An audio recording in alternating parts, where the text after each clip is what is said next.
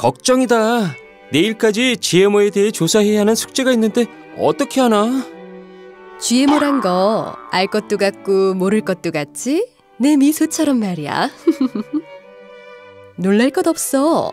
난 널 도우려는 수호천사야. 모나리자의 입을 통해서 말하고 있는 거지.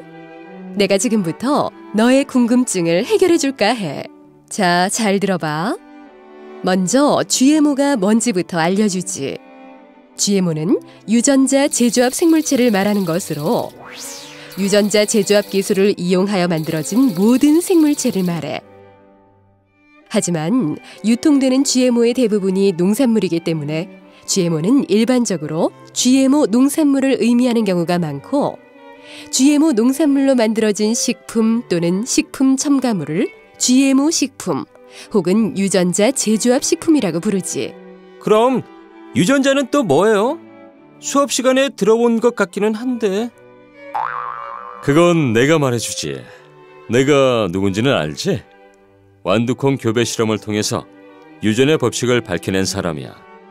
DNA는 들어보았지? 유전자를 이루고 있는 물질이 DNA인데 어떤 생물이나 이 DNA에 담겨있는 유전 정보를 통해 단백질을 생산하여 살아갈 수 있는 거야. 다시 말해, 어느 생물에나 DNA가 들어있는 것이. DNA는 우리랑 멀리 있는 것 같지만 사실은 식사를 통해서 매일 먹고 있으며 먹은 DNA는 소화 과정을 통해 분해되고 있는 거야. 이런 유전자를 재조합하는 이유가 뭔데요? 그건 인간에게 유용한 품종으로 개량하기 위해서야. 벼나 옥수수처럼 우리가 살아가는 데 꼭 필요한 농산물들이 처음부터 이런 모양이었던 것은 아니야. 오래전부터 인류는 좋은 작물의 종자를 보관했다가 다음 해에 심거나 좋은 종자끼리 교배를 하여 더 좋은 작물을 만들려고 노력해왔지. 이러한 노력을 통해 먹기에도 좋고 많은 양의 수확이 가능한 오늘날 모습의 농산물이 된 거지. 그럼 전통적인 육종 기술과 유전자 재조합 기술은 같은 건가요? 그건 내가 설명해 줄게. 유전자 재조합을 통한 품종 개량도 목적은 같지만 생명공학 기술을 이용하면 원하는 우수 유전자만을 정확히 분리하여 품종을 개량하려는 작물에 이식함으로써 전통 품종 개량보다 훨씬 빠르고 정확하게 우수한 특성을 가진 품종을 생산할 수 있는 거지. GMO는 식품으로도 사용되지만 가축 사료, 의약품, 에너지원 등을 만드는 데 광범위하게 사용되고 있어. GMO 옥수수는 가축의 사료, 포도당 주사액, 자동차 연료로도 사용되는 에탄올을 만드는 데 사용되기도 하고, GMO 미생물은 질병 치료를 위한 백신, 호르몬과 같은 의약품 생산에 사용되고 있어. 아, 그렇구나. 근데 지금도 우리가 먹는 데는 별 문제가 없는데 왜 꼭 GMO를 개발해야 하죠? 사람은 먹어야 살잖아. 못 먹으면 우리처럼 삐쩍 마르지. 식량 문제를 해결하고 또한 지구의 환경 보존을 위한 대체 에너지원 개발, 인류의 건강을 위한 식품의 기능성 강화, 난치병 등의 치료를 위한 약품 개발 등을 위해 GMO를 개발해야 하는 것이지. 그럼 우리가 소비하고 있는 GMO에는 어떤 것들이 있나요? 그건 내가 설명해 줄게. 전 세계적으로 콩, 옥수수, 면화, 카놀라가 대부분을 차지하고 있으며 사탕무, 알팔마, 감자, 쌀, 밀, 멜론, 레드치커리, 토마토, 호박, 파파야, 아마 등도 개발되어 있단다. 우리나라는 재배는 하지 않고 수입만 하는데 2011년 5월 현재 우리나라에서 안전성 심사를 거쳐 수입이 승인된 것은 5개 작물, 콩, 옥수수, 면화, 유채, 사탕무, 66품목이야. 모든 나라가 다 GMO를 먹고 있는 건가요? 2010년을 기준으로 우리나라, 유럽, 일본, 미국, 호주, 캐나다 등 세계 59개국에서 GMO를 허용하고 있어.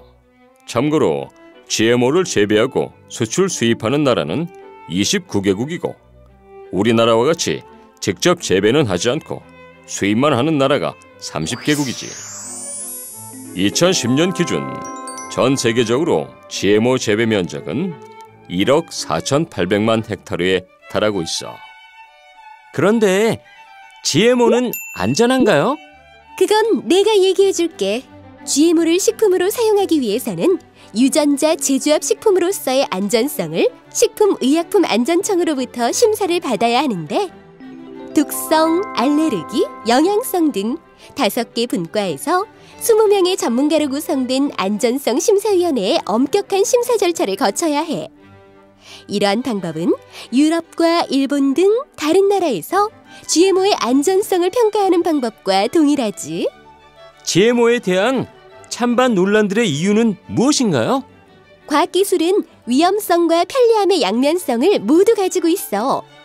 자동차에서 뿜어지는 배기가스가 대기를 오염시키고 교통 문제로 인해 많은 사람들이 다친다고 해서 우리가 자동차의 편리함을 포기할 수 없는 것과 같지. 사실 기술 그 자체는 선하지도 악하지도 않아. 그것을 어떻게 바라보고 사용하느냐의 문제지. 그러다 보니 GMO 사용에 대한 찬성과 반대의 다양한 시각이 있는 것도 사실이야. 찬성, 반대 의견을 모두 살펴보면 객관적인 평가를 내리는데 도움이 되겠지? GMO로 만든 식품과 보통 농산물로 만든 식품은 어떻게 구분할 수가 있나요? 유전자 제조합 표시를 보면 알 수 있어. 우리나라는 GMO를 사용하여 만든 식품 중 제조, 가공 후에도 유전자 제조합 DNA 또는 외래 단백질이 남아있는 경우에는 유전자 제조합이라는 표시를 하도록 하고 있어. 그러나 앞으로는 소비자의 요구에 따라 소비자의 알 권리 및 소비권 확대를 위해 원료 함량과 관계없이 GMO 농산물을 사용한 모든 가공품에 GMO 표시를 확대 강화할 예정이야. 자, 이제 GMO에 대해서 잘 알게 되었지? GMO에 대한 정보는 이 밖에도 더 많이 존재해. 앞으로 우리의 미래에 중요한 자원이 될 GMO에 대해서 공부를 더 하는 게 중요하겠지? GMO, 이제 알겠어. 덕분에 문제를 해결했는걸요? 고마워요, 수호천사.